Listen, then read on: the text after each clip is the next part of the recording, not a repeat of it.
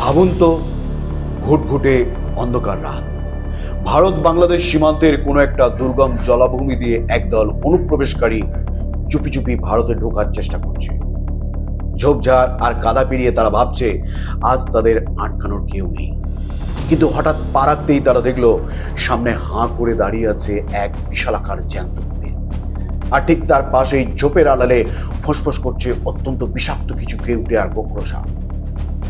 কোনো সিনেমা দৃশ্য নয়, আমাদের বর্ডার সিকিউরিটি ফোর্স বা বিএসএফ এবার এমন এক ভয়ঙ্কর কিন্তু কার্যকর পরিকল্পনার কথা ভাবছে। সীমান্ত অনুপ্রবেশ রুখতে বন্দুকের নলের পাশাপাশি এবার প্রকৃতিকেও ঢাল হিসেবে ব্যবহার করতে চাইছে ভারতীয় সেনা।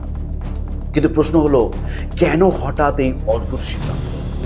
বিএসএফ এর এই অপারেশন ক্রোকোডাইল কি সত্যি সফল হবে? আর এই সিদ্ধান্তে আমাদের প্রতিবেশী দেশ বা পশ্চিমবঙ্গের রাজনীতিতেই বা কি প্রভাব পড়তে চলেছে? আজকের এই ইনডেপথ স্টোরি টেলিং ভিডিওতে আমরা এই পুরো বিষয়টি একজন ডিফেন্স এক্সপার্টের নজরে বিশ্লেষণ করব। শেষ পর্যন্ত সাথে থাকুন, কারণ ভিডিও শেষে এমন এক তথ্য দেব যা শুনে আপনি চমকে উঠবেন। ভারত ও বাংলাদেশের মধ্যকার সীমানা কিন্তু নেহাত ছোট নয়, প্রায় 4096 কিলোমিটার দীর্ঘ। ভারতের সুরক্ষার জন্য বিএসএফ ইতিমধ্যেই 3326 কিলোমিটার এলাকায় কাঁটাতারের বেড়া বসিয়ে ফেলেছে। কিন্তু আসল সমস্যা তৈরি হয়েছে বাকি অংশ নিয়ে, বিশেষ করে প্রায় 175 কিলোমিটার এলাকা এমন যেখানে বেড়া লাগানো কার্যত অসম্ভব।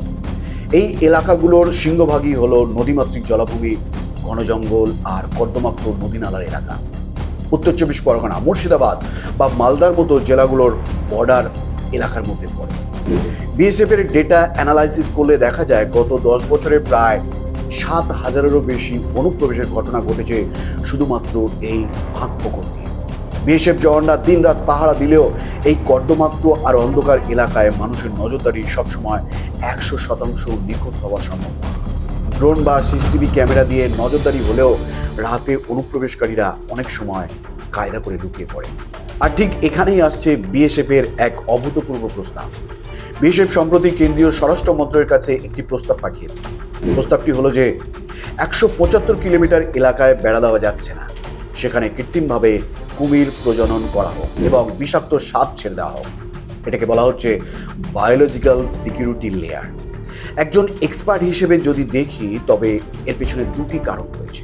নাম্বার 1, মনস্তাত্ত্বিক ভয়। একজন মানুষের বন্দুককে হয়তো অনেকেই ভয় পায় না, কিন্তু অন্ধকার রাতে জলের তলায় থাকা কুমির বা ঘাসের আড়াল থাকা বিষাক্ত সাপকে ভয় পায় না এমন লোক খুঁজে পাওয়া যায়। অনুপ্রবেশকারীরা যখন জানবে যে বর্ডারের ওই এলাকায় পা রাখা মানেই সাক্ষাৎ মৃত্যু, তখন তাদের সাহস অনেকটাই কমে যাবে। নাম্বার 2, সাশ্রয়ী। হাজার হাজার কোটি টাকা খরচ করে সেন্সর লাগানোর চেয়ে অনেক বেশি কার্যকর হতে পারে এই প্রাকৃতিক পাহারা। বিশেষ করে সুন্দরবন বা সুন্দরবন সংলগ্ন এলাকায় কুমিরদের স্বাভাবিক বিচরণ থাকায় এই পরিকল্পনা বাস্তবায়িত করা বিএসএফ এর জন্য খুব একটা কঠিন হবে না। এই খবরটি প্রকাশ্যে আসতেই কিন্তু পশ্চিমবঙ্গের রাজনৈতিক মহলে রীতিমতো হুলস্থুলুস পড়ে গেছে। একদিকে বিজেপির দাবি, মমতা বন্দ্যোপাধ্যায়ের সরকার বছর পর বছর ধরে এই অনুপ্রবেশকারীদের নিজেদের ভোট ব্যাংক হিসেবে লালন করেছে। অনুপ্রবেশকারীরা ভারতে ঢুকে জাল পরিচয়পত্র বানিয়ে রাজনৈতিক কর্মকাণ্ডে অংশ নেয়, এমন অভিযোগ বারবার উঠেছে। বিজেপির মতে বিএসএফ যদি সাপ আর কুমিরের মাধ্যমে বর্ডার সিল করে দেয়, তবে সেই ভোট ব্যাংকে বড়সড় ধস নামবে। অন্যদিকে মমতা বন্দ্যোপাধ্যায় সরকার এই পরিকল্পনাকে মোটেও ভালো চোখে দেখছে না। তাদের যুক্তি, জ্যান্ত সাপ আর কুমির কি কখনো বুঝতে পারবে কে অনুপ্রবেশকারী আর কে স্থানীয় ভারতীয় গ্রামবাসী? সীমান্তের অনেক গ্রামে ছোট ছোট ছেলেমেয়েরা নদীর পাড়ে খেলাধুলা করে, মৎস্যজীবীরা মাছ ধরতে যায়। যদি তারা ভুলবশত এই সাপ বা কুমিরের আক্রমণের শিকার হয়, তবে তার দায় কে নেবে? দিদি স্পষ্টভাবে জানিয়েছেন, এটি মানুষের জীবনের প্রতি চরম অবহেলা এবং অমানবিক একটি পরিকল্পনা। রাজনীতি বনাম নিরাপত্তার এই সংঘাত এখন চরম পর্যায়ে।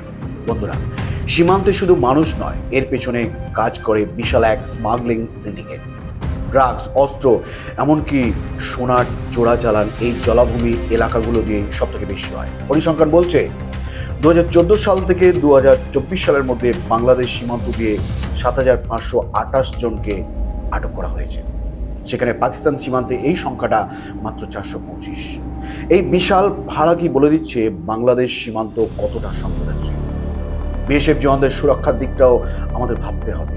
2025-26-এর বিভিন্ন ডেটা অনুযায়ী চোরাচালানকারীদের আক্রমণে অনেক জওয়ান জখম হয়েছেন। কাঁচের বোতল বা অস্ত্র নিয়ে জওয়ানদের উপর হামলা করা এখন নিয়মিত ঘটনা। তাই জওয়ানদের জীবনের ঝুঁকি কমাতে বিএসএফ এই ধরনের out of the box idea নিয়ে কাজ করতে চাইছে। স্মাগলিং রুখতে এই ওয়াইল্ড লাইফ গার্ড সিস্টেম সত্যি গেম চেঞ্জার হতে পারে। পরিশেষে বলা যায়, বিএসএফ এর এই প্রস্তাবটি এখন স্বরাষ্ট্র মন্ত্রকের টেবিলে চূড়ান্ত অনুমোদনের অপেক্ষায় আছে। তবে আমাদের এটাও নিশ্চিত করতে হবে যাতে কোনো ভারতীয় নাগরিক বা মৎস্যজীবী এর শিকার না হয়। প্রযুক্তির সাথে প্রকৃতির মেলবন্ধনই কি তবে ভারতের সীমান্তকে অভেদ্য করে তুলবে? আপনারা কি মনে করেন? সীমান্তের নিরাপত্তায় সাপ ও কুমির রাখা কি সঠিক সিদ্ধান্ত, নাকি এতে ভারতের মানুষের বিপদ বাড়বে? আপনার গঠনমূলক মতামত আমাদের কমেন্ট বক্সে লিখে জানান। আজকের এই ইনফরমেটিভ নিউজটি সবার সাথে শেয়ার করুন। ভালো থাকবেন, সুস্থ থাকবেন।